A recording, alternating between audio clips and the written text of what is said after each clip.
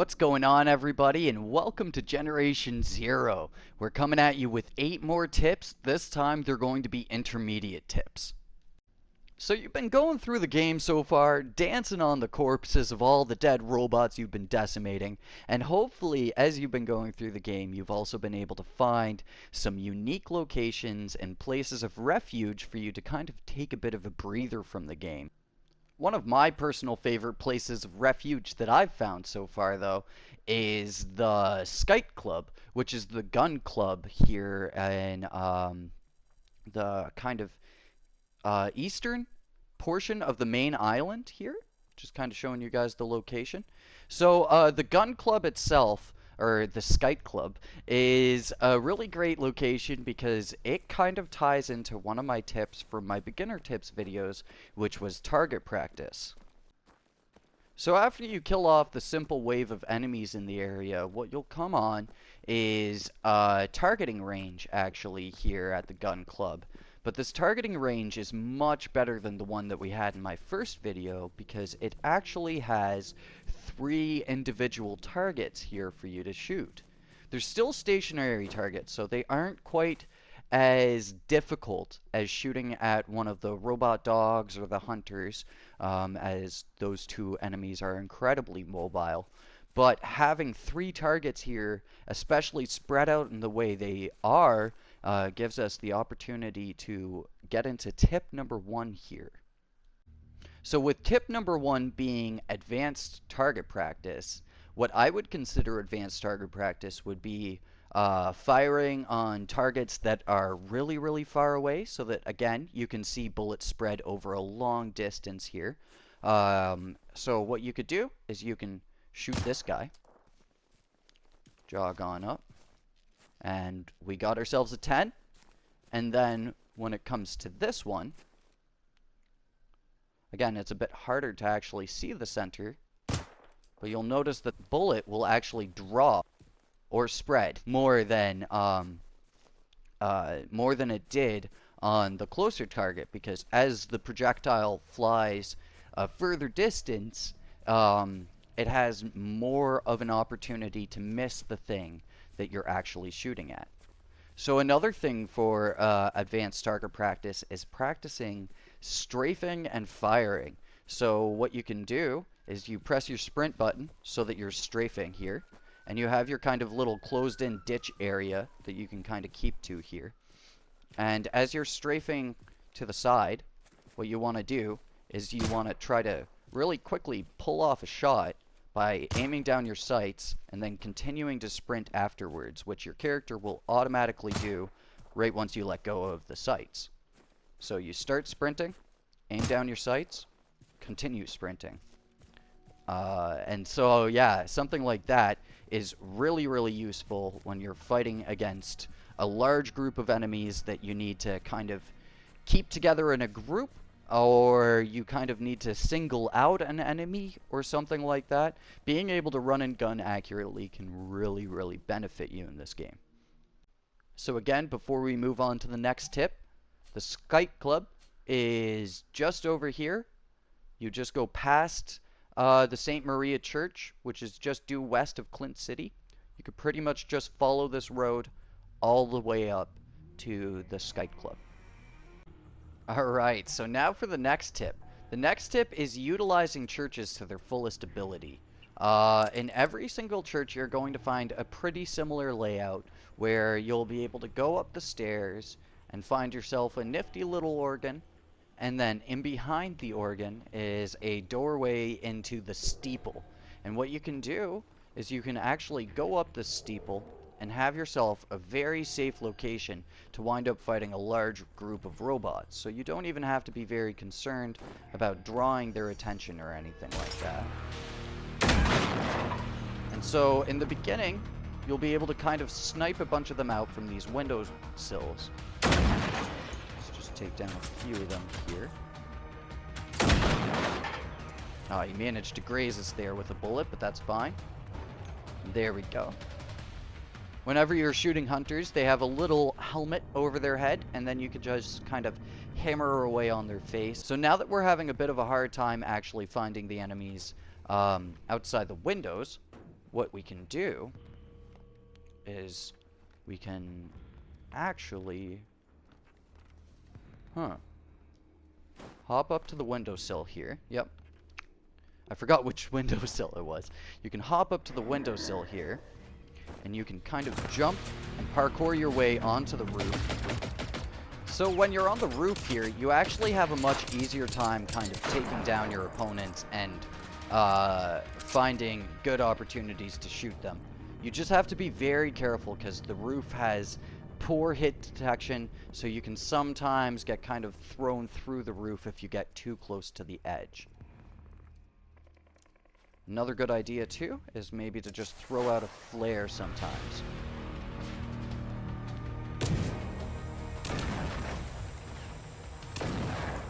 Stick down both of those little bug guys over there. Oh, and there he is.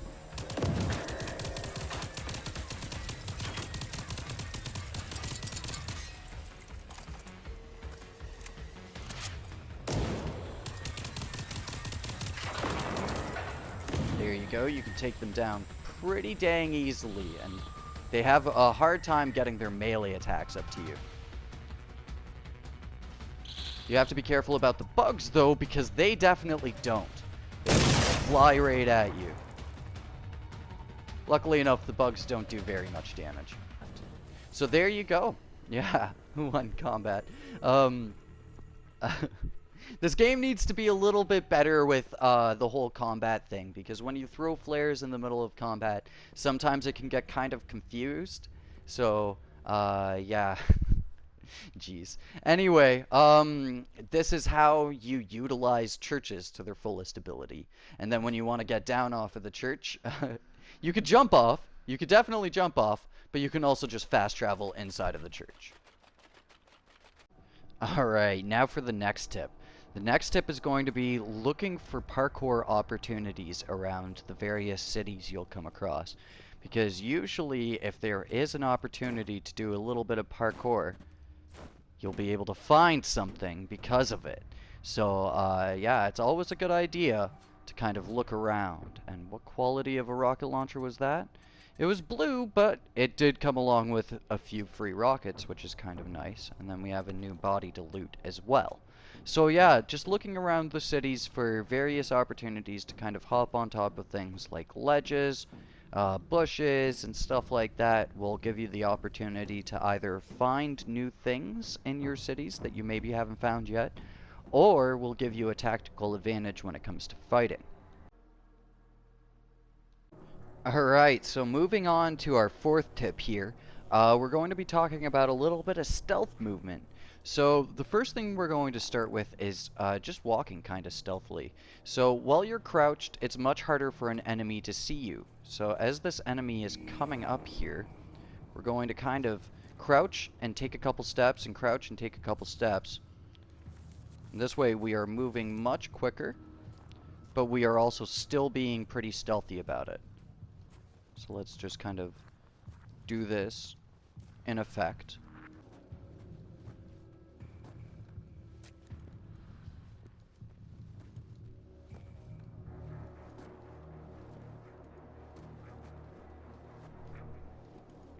And there you go, we got away from them. So, not every time, so it's not like every time you need to fight the enemies just because the reticle's gone yellow. And a lot of times, if you were to just sprint away like a madman from that situation, you would have actually gotten found by the enemies and they would have chased you much more aggressively than they were chasing me there. So the next little bit of stealth movement I'd like to talk about is called jump crouching.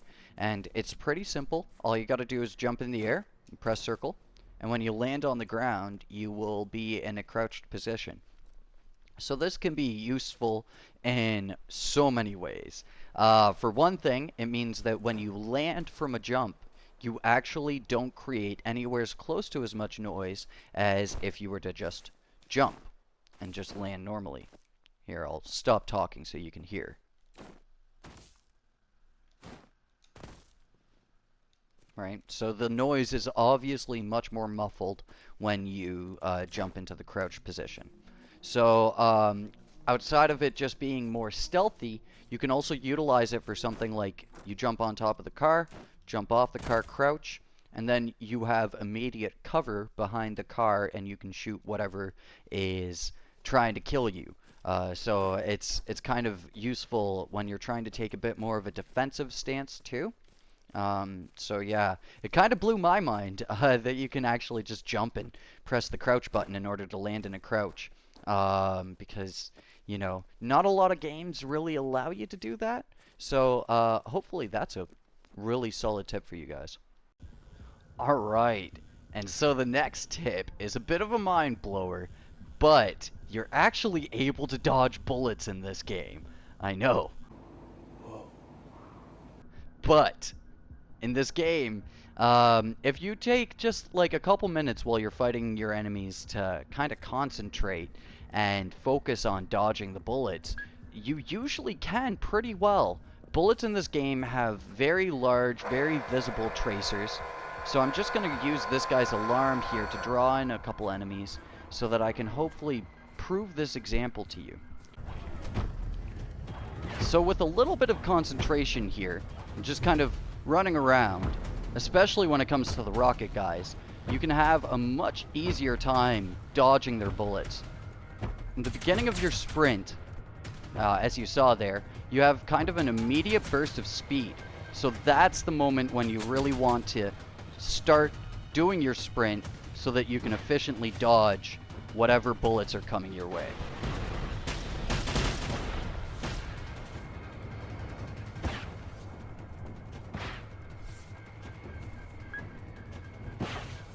I want this guy with the handgun to start shooting at me because there we go.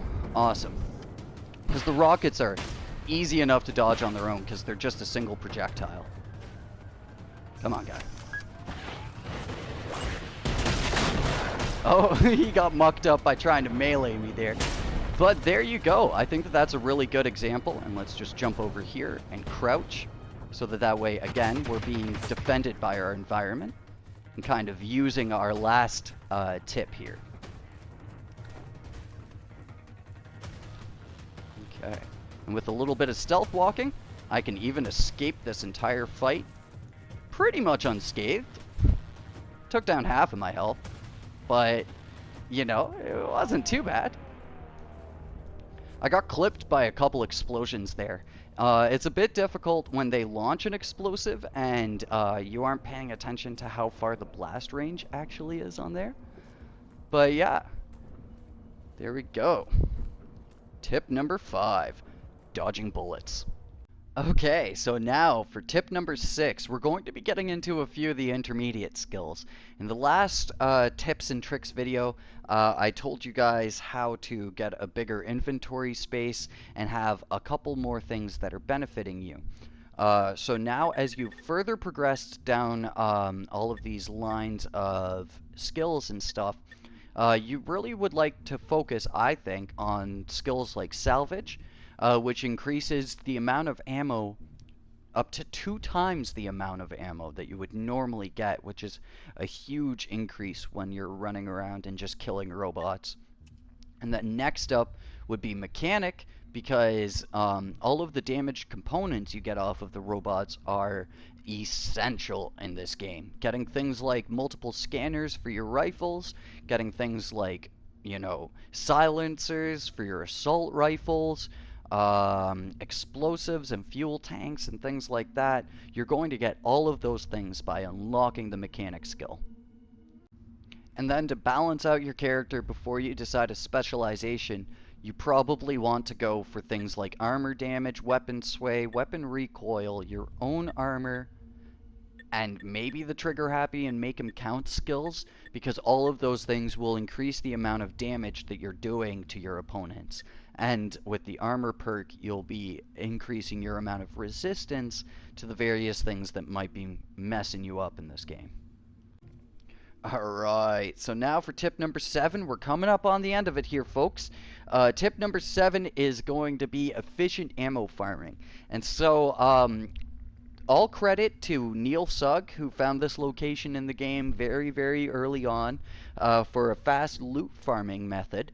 But I've managed to turn this around from farming loot to farming ammo cases. Ammo cases are probably the best way you can get a specific ammo type that you need. So I'm just going to kind of run my way through here. We might have to take a death. Usually taking a death is kind of an efficient route in this area, because you can kind of like confuse the enemies and they'll just leave the areas that they're guarding. But hopefully we can make it through here without one. It's the goal, at least.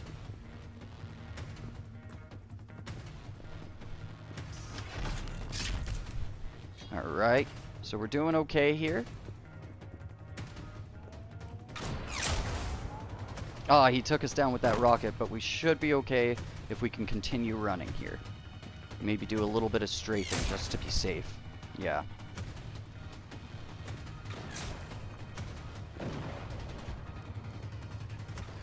Alright, and now when you come down to the warehouse in this area, you have to kind of dodge the little ticks.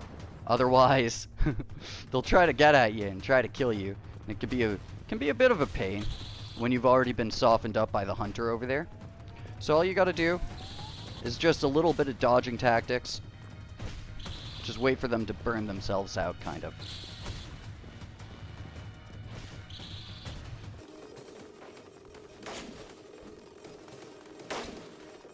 Alright, there we go. Took out the last one there.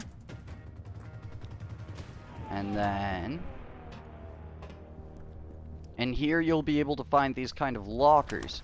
And in these lockers, you have a very high chance of finding ammo cases. Let's see if we're lucky here. No ammo cases in that one, but there was a bunch of really useful ammo varieties. Alright, and there we go. These ammo packs are exactly what you're looking for. So I'm just going to farm them up a little bit here and kind of show them in use, and then show you guys the location that I'm at.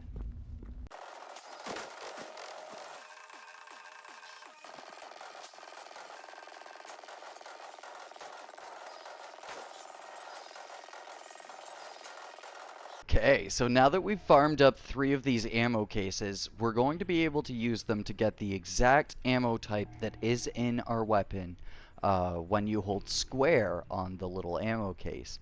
So right now what I'm going to be farming up are the EMP rockets for the rocket launcher, just so that we can get into our last tip and have a little bit of fun with it. So as you can see, as I hold square on each of these guys, I'm going to be picking up electromagnetic pulse rounds. And you just want to kind of keep a little bit of track of your inventory to make sure that your inventory isn't overfilled. Because as of right now in the game, it will say that you've picked up an ammunition round, but if your inventory's full, you won't actually pick up the ammo. So let's just continue farming these guys up real quick here. And when you have 3, you can go through them pretty quickly here. And each one of those cases carries 3 rounds of whatever ammo type it is you need. So as you can see, we are now up to 11 EMP rounds for our rocket launcher, which is pretty sick. Okay, so now for the final tip. Tip number 8 is going to be kind of a bit of a goofy one, just like with the beginner tips. But we got to go out here and we got to find ourselves one of them there floaty boys. Alright, I think I found one of the sentry bots just over here. Yes, I did. So, you can use these sentry bots as kind of like a high-risk, high-reward Exp farming method. So what I'm going to do is I'm going to place a couple landmines over in this direction. And then I'm going to place a couple more landmines over in this direction, just to kind of cover my flanking sides.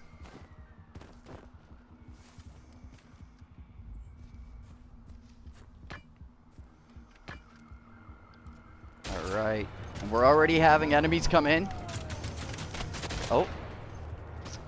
So we're going to have to kind of corral them around here so that they can run into the landmines and stuff. I'm pretty sure one of them did there. And now that we've got a bit of a ruckus started here, We can pop out one of our EMP rockets. Put on our health items. And then actually start just going to town on these guys. Oh! I managed to blow up all the landmines at once. As I said, this is going to be messy as hell, but we're going to get through this. And you guys will see at the end of this that we just get an absurd amount of experience.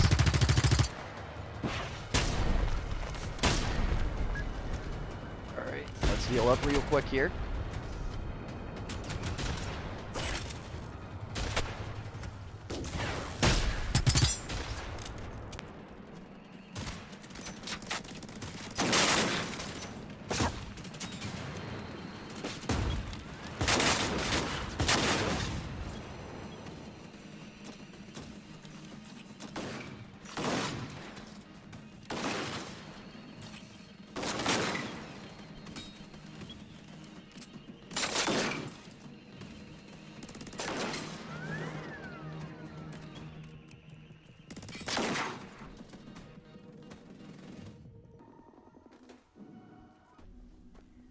Alright, so there you go. We wound up winning the combat. For some reason, it gave us a really low amount of experience, and that's just kind of a sign of some of the bugs in this game for registering when you're in and out of combat and stuff.